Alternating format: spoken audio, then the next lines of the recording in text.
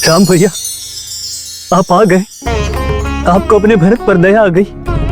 आप आ गए राम भैया, आप आ गए।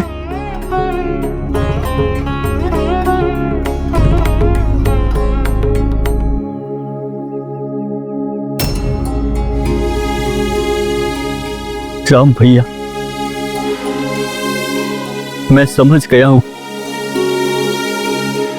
इन चरण पादुकाओं की उपस्थिति आपकी उपस्थिति है जो मेरा मार्गदर्शन करेंगी।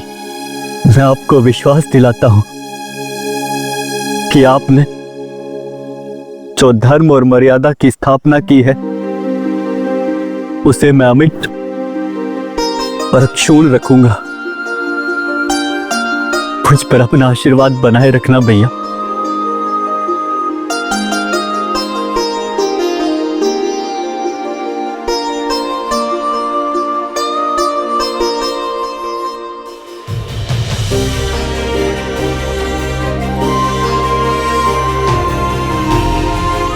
स्वामी,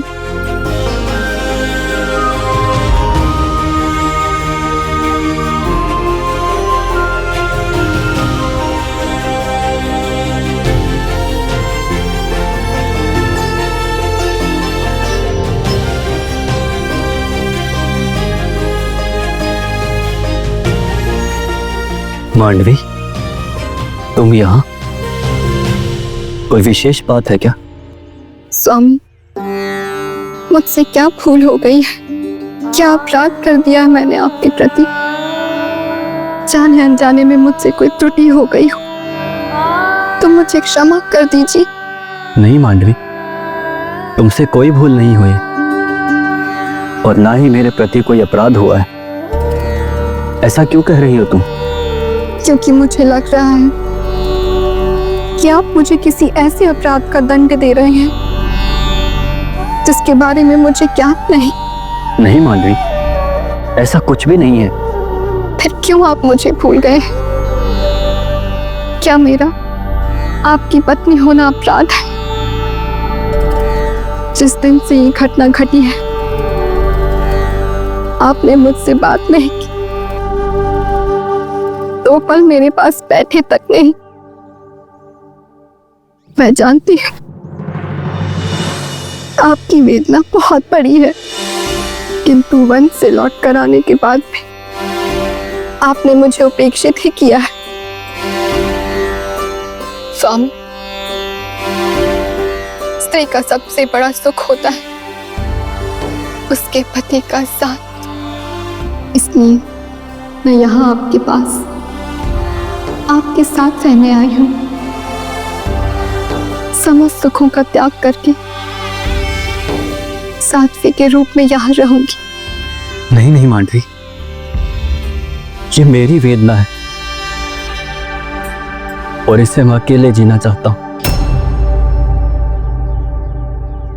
पति पत्नी सुख दुख हर्ष वेदना के साझा साथी होते हैं।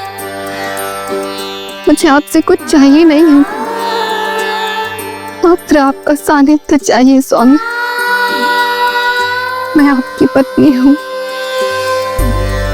आपको दुखी नहीं देख सकती।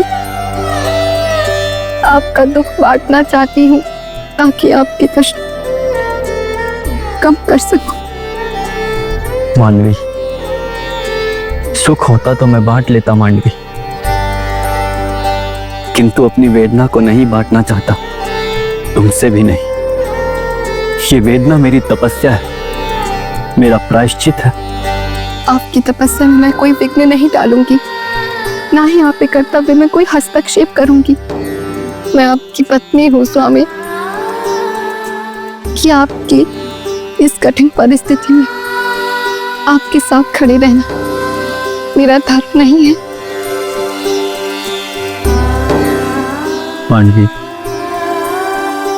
ये चरण पादुकाएं राम भैया के शासन, उनके धर्म और मर्यादा की प्रतीक हैं। मैं तो मात्र उनका सेवक हूं जो उनकी ओर से अयोध्या की सेवा कर रहा है। मेरी प्रार्थना, मेरी तपस्या और मेरी सेवा के द्वारा मैं उस पाप के लिए क्षमा मांग रहा हूं जिसने हमारे वंश को कलंकित कर दिया। किंतु स्वामी, मैं आपके इस प्रायश्चित में आपकी सहायक ही बनकर रहूंगी। यदि वो भी ना हो सके तो मैं आपसे दूर रहूंगी, किंतु मुझे आपकी कुटिया में एक और रहने का स्थान दे दीजिए। मांडवी, समझने का प्रयास करो। यूं समझ लो कि मैं भी राम भैया के साथ वन में चला गया हूं। मुझे मेरा कर्तव्य करने दो मांडवी। भावनाओं में बहाकर मुझे विवश मत करो। तुमसे ये दूरी तुम्हारी उपेक्षा नहीं है। यूं समझ लो कि ये मेरे माता के कुकृत्य का दंड है जिसे मैं अकेले ही भोगूंगा। और तपस्या की भांति दंड भी अकेले ही भोगना पड़ता है। मानसी, मैं तुम्हारे आगे हाथ जोड़ता हूं, मुझे अकेले ही रहने दो। ठीक है स्वामी, यदि यही आपका अंतिम निर्णय है तो मैं पुनः कुछ नहीं कहूंगी। आपकी ही भांति अपनी वेदना को अकेले सहूंगी।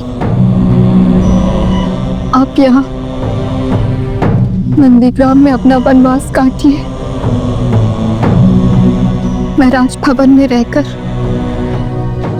अपना वनवास काटूंगी। किंतु मांडवी, ये मत सोचिएगा कि मैं अपने कर्तव्य से मुंह मोड़ लूंगी। माताओं और पूरे परिवार की उसी श्रद्धा से सेवा करूंगी जिस श्रद्धा से आप राम भैया के प्रति अपने कर्तव्य को निभाते हुए एक प्रकार से उनकी ही सेवा कर रहे हैं।